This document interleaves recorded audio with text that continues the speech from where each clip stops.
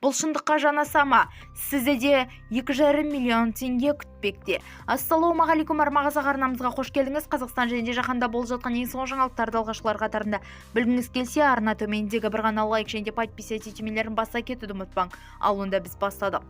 Жолы болғыш па әлде? Мына ер адамның бірнеше банк ұтысына қатысып жеңімпаз атанған. Желі қолданушылары бұл жайтқа аң-таң. Санжар есімді азаматқа 2 банктың ұтысына қатысыпты. Береке банк 1 миллион теңге, ал Банк Центр кредит 2,5 миллион теңге болған жолдама жеңіп алыпты.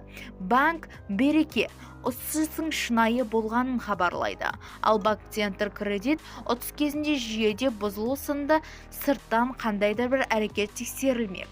Үшінші суретте Санжар өте қатты ұқсайтын ер адам қырғызстандық байқауда жеңіске жеткенін көруге болады.